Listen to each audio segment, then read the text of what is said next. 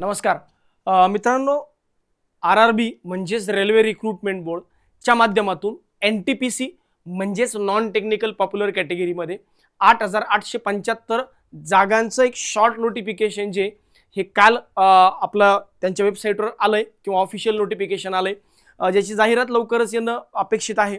तर या शॉर्ट नोटिफिकेशनमध्ये नेमक्या जागा दिल्यात, त्यानंतर सोबत मग या शॉर्ट नोटिफिकेशनला आपण कसं बघतोय, म्हणजे ही जाहिरात नेमकी कुणासाठी असेल, कोण लोक यासाठी एलिजिबल आहेत, सिलेक्शन प्रोसेस नेमकी याची कशी असते, अभ्यासक्रम काय असतो, या संपूर्ण माहिती जी आहे ही संपूर्ण माहिती या व्हिडिओच्या माध्यमातून आपण समजून घेऊया. त्यामुळे व्हिडिओ शेवटपर्यंत बघा. माहिती आवडली तर लाईक करा आणि ऑफकोर्स माहिती महत्त्वाची आहे, त्यामुळे इतरांपर्यंत पण पोचवा. लिंक शेअर करायला मात्र विसरू नका. बघा, सगळ्यात महत्त्वाचं कुठल्या पोस्ट याच्यातून भरल्या जातात आणि किती जागा यासाठी अवेलेबल आहेत. तर बघा, स्टेशन मास्टर नावाची एक पोस्ट असते, जे आता या ज्या जागा आहेत या ग्रॅज्युएट झालेल्या लोकांसाठी, म्हणजे याच्यामध्ये 2 कॅटेगरीची जागा आहेत किंवा 2 इलिजिबिलिटीवाले जागा आहेत. असे विद्यार्थी ज्यांचं ग्रॅज्युएशन झालंय यांच्यासाठी वेगळ्या जागा आहेत, असे विद्यार्थी ज्यांचं 12वी झालंय यांच्यासाठी वेगळ्या जागा आहेत. ग्रॅज्युएशन झालेले जे लोक आहेत त्यांच्यासाठी कुठल्या जागा आहेत, स्टेशन मास्टर एकूण 615 जागा येणार आहेत. आता हा इनिशियल आकडा आहे, ऑफकोर्स हा आकडा पुढे वाढणार आहे, डेफिनेटली हा वाढणार आहे. सध्या हा आकडा या पद्धतीने, गुड्स ट्रेन मॅनेजर जवळजवळ 3,423 जागा, ट्रॅफिक असिस्टंट मेट्रो 59 जागा, चीफ कमर्शियल कम तिकीट सुपरवायझर 161 जागा, ज्युनियर अकाउंटंट असिस्टंट कम टायपिस्ट 921 जागा, सिनियर क्लर्क कम टायपिस्ट असे एकूण 638 जागा.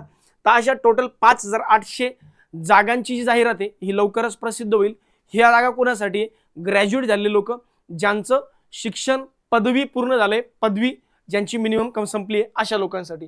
जर तुम्ही 12वी झाले असाल, 12th तुमचं झालं असेल, तर तुमच्यासाठी ट्रेन क्लर्कच्या 77 जागा, कमर्शियल कम तिकीट क्लर्कच्या 2,424 जागा, अकाउंटंट क्लर्क कम टायपिस्ट 394 जागा, ज्युनियर क्लर्क कम टायपिस्ट 163 जागा, अशी एकूण 3,058 जागांची ही भरती. तर अशा पद्धतीने मागच्या 5,117 आणि या 3,058 असे एकूण 8,875 जागांचं हे शॉर्ट नोटिफिकेशन सध्या आले. याची संपूर्ण जाहिरात जी आहे ही लवकरच प्रसिद्ध होईल. जशी जाहिरात प्रसिद्ध होईल त्यावेळेस डेफिनेटली आम्ही तुमच्या समोर संपूर्ण जाहिरात जी आहे ही घेऊन येऊ. आता सध्या यासाठी महत्त्वाची गोष्ट आहे की सर नेमक्या या जागा आहेत, ठीक आहे, हरकत नाही, पण मग याची सिलेक्शन प्रोसेस कशी असते हो, किंवा नेमक्या या जागा कशा भरल्या जातात. तर बघा, सर्वात पहिल्यांदा दोन्ही जागा असतील, मग तुम्ही 12वी पास वाले अप्लाय करतायत किंवा ग्रॅज्युएशन वाल्यासाठी अप्लाय करतायत. आता जर माझं ग्रॅज्युएशन झालंय तर मी दोन्ही जागांसाठी अप्लाय करू शकतो, 12वी वाल्यांसाठी पण आणि ग्रॅज्युएट वाल्यांसाठी पण. आणि जर माझं ग्रॅज्युएशन 12वी झालंय तर मी फक्त 12वीच्या जागांसाठी अप्लाय करू शकतो. बरं, मग या दोन्ही पोस्टसाठी किंवा जेवढ्या पोस्ट मी तुम्हाला सांगितल्या त्या पोस्टसाठी नेमकी इलिजिबिलिटी क्रायटेरिया आपण समजून घेतला. आता सिलेक्शन प्रोसेस समजून घेऊया. कम्प्युटर बेस्ड टेस्ट, ज्याला आपण CBT म्हणतो, CBT म्हणजे कम्प्युटर बेस्ड टेस्ट, जशी ऑनलाईन एक्झाम होते ही टेस्ट 1 पहिली एक्झाम. त्यानंतर म्हणजे ज्याला आपण ॲज गुड ॲज म्हणूया प्री, जे लोक प्रीमधून क्वालिफाय होतील ते मेन्सला जातील, ज्याला हे लोक म्हणतात CBT2. CBT 1 म्हणजे प्री, CBT 2 म्हणजे मेन्स. बरं, त्यानंतर काही जागांसाठी स्किल टेस्ट आहे म्हणजे टायपिंग टेस्ट, आणि काही जागांसाठी कम्प्युटर बेस्ड ॲप्टिट्यूड टेस्ट आहे, CBAT ज्याला म्हणतो आपण.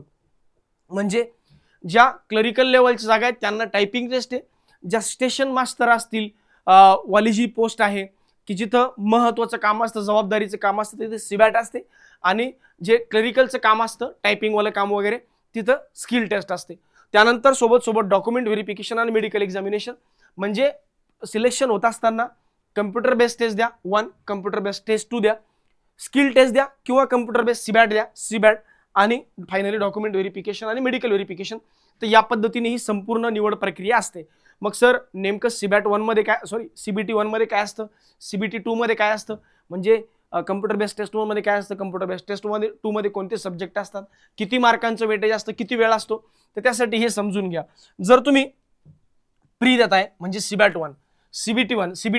CBT 1 एकूण 90 मिनिटांची असते, जिथे जनरल अवेअरनेसचे 40 क्वेश्चन, मॅथ्सचे 30 क्वेश्चन आणि लॉजिकल रिझनिंगचे, जनरल इंटेलिजन्सचे 30 क्वेश्चन, अशी 100 मार्कांची एक्झाम असते. सर याला इंग्लिश नसतं, नाही, याला इंग्लिश नसतं, याला असतं जनरल इंटेलिजन्स म्हणजे रिझनिंग, मॅथ्सचे 30 क्वेश्चन, जनरल इंटेलिजन्सचे 30 क्वेश्चन, आणि जनरल अवेअरनेस म्हणजे general knowledge plus current affairs, general नॉलेजचा पार्ट असतो, अशी 40 क्वेश्चन. ही झाली सीबॅट 1. सीबॅट 2 मध्ये सीबीटी 2 मध्ये 90 मिनिटांचा पेपर असतो. 50 क्वेश्चन जीएचे, 35 क्वेश्चन मॅथ्सचे आणि 35 क्वेश्चन रिझनिंगचे, अशी 120 मार्कांची एक्झाम असते.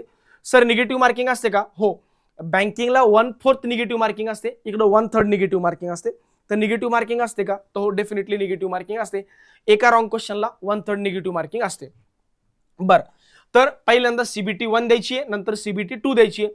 सीबीटी 1 मधून सीबीटी 2, पहिल्यांदा सीबीटी 1 होईल, त्याचा निकाल लागेल. ज्या लोकांना कट ऑफ पेक्षा जास्त मार्क आहे असे सीबीटी 2 देऊ शकतात. आणि मग सीबीटी 1 सीबीटी 2 झालं की जसं मी सांगितलं, स्किल टेस्ट आणि डॉक्युमेंट व्हेरिफिकेशन या पद्धतीने असतं. सर या नेमक्या परीक्षेसाठी अभ्यासक्रम काय असतो?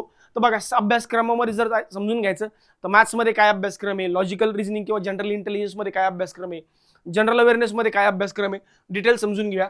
मॅथ्समध्ये जर बघितलं तर basic number system, decimal, fraction, addition, subtraction, LCM, HCF आणि आपलं पूर्ण कमर्शियल वाला पार्ट, कमर्शियल सोबत elementary algebra, geometry, trigonometry, elementary statistics आणि मेन्सुरेशन.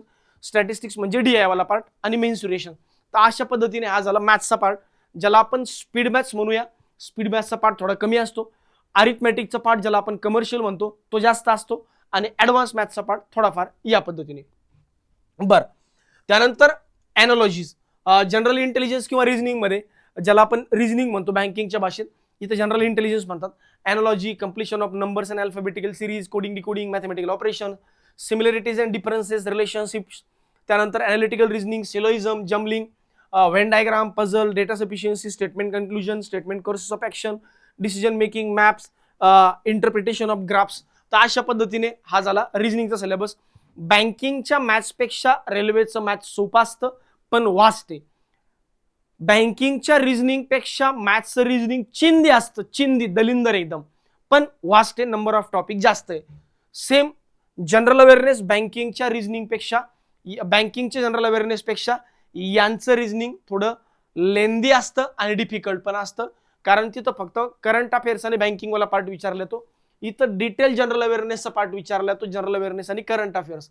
जनरल अवेअरनेसमध्ये जर तुम्ही बघितलं आर्ट्स, कल्चर, सायन्स, त्यानंतर तुमचं history, geography, current events, science and technology, तुमचं न्यूजमधल्या करंट न्यूज असतील, त्यानंतर तुमचं ऑबिच्युरीज असतील, करंट अपॉइंटमेंट्स असतील, हा सगळा पार्ट जो आहे म्हणजे इथं जनरल अवेअरनेसचा पार्टचा आवाका थोडासा मोठा आहे. अशा पद्धतीने 3 विषय, मॅथ्स, रिझनिंग आणि तुमचं जनरल अवेअरनेस, अशा पद्धतीने अभ्यासक्रम आहे. बरं सर, हे स्किल टेस्ट म्हणजे नेमकं काय भानगड असते? स्किल टेस्ट मध्ये तुमची कम्प्युटर बेस्ड टायपिंग टेस्ट होते. कम्प्युटर बेस्ड टायपिंग टेस्ट मध्ये candidate should be able to 30 word per minute in English और 25 word per minute in Hindi on personal computer only without editing tools and spell check facility. म्हणजे काय, तर कम्प्युटरवर तुमची taste होते. Sir मग यासाठी सर्टिफिकेटची आवश्यकता आहे का? अजिबात नाही. यासाठी तुम्हाला कुठलंही सर्टिफिकेट लागत नाही, फक्त तुम्हाला टायपिंग आली पाहिजे. त्यामुळे सर्टिफिकेट असलं पाहिजे का? तर अजिबात नाही, सर्टिफिकेटची काही गरज नाही. फक्त तुम्हाला टायपिंग आली पाहिजे एवढीच त्यांची कंडिशन असते. मग तुम्ही टायपिंग घरी केलेली असेल किंवा तुम्ही शिकला असाल, काही प्रॉब्लेम नाही, दोन्हीपैकी एक टायपिंग. सीबॅट काय भानगड असते सर? तर बघा, मी अगोदरच सांगितलं सीबॅट म्हणजे काय, तर स्टेशन मास्टर पोस्टला जे लोक अप्लाय करतात बघा, will conduct after qualify second CBT only for candidate who opted station master. जबाबदारीची पोस्ट आहे जी तुम्हाला स्टेशन मास्टरची सिग्नल वगैरे द्यायचे असतात. तर इथं थोडंसं कलर ब्लाइंडनेसचा बऱ्याच जणांना इश्यू असतो, तर आणि थोडंसं इंटेलेक्च्युअल पार्ट पोर्शन आहे हा थोडासा, म्हणून यासाठी सीबॅट कंडक्ट केले जाते. Qualifying mark, the candidates need to secure a minimum T score of 42 in each of the test batteries. तर प्रत्येक असं बॅटरीच्या टेस्ट असतात, त्या बॅटरीजमध्ये तुम्हाला मिनिमम 42 मार्क निवडायचे असतात. याबद्दल संपूर्ण मार्गदर्शन जे ही टीम सारखी तुम्हाला करेल, त्याबद्दल टेन्शन घेऊ नका. सर येणाऱ्या अपकमिंग एक्झामसाठी किंवा रेल्वेच्या एक्झामसाठी आपण काही स्पेशल बॅच लॉन्च करणार आहोत का? तर हो, आपण यासाठी एक स्पेशल बॅच लॉन्च करणार आहोत. या बॅचची माहिती जी आहे, इत्यंभूत माहिती जी आहे, ही लवकरच तुम्हाला मिळेल. लवकरच जाहिरात प्रसिद्ध होईल. जशी जाहिरात प्रसिद्ध झाली त्याच्या मागे पुढे आपण डेफिनेटली एक बॅच लॉन्च करणार आहे, ज्या बॅचच्या माध्यमातून सीबीटी 1, सीबीटी 2, स्किल टेस्ट आणि त्यानंतर सीबॅट या सगळ्या गोष्टींचं मार्गदर्शन जे हे त्या बॅचच्या माध्यमातून तुम्हाला मिळणार आहे. त्यामुळं या चॅनलला सबस्क्राईब करून ठेवा. याची फ्री लेक्चर सिरीज सुद्धा आपण डेफिनेटली लवकरच कंडक्ट करणार आहोत.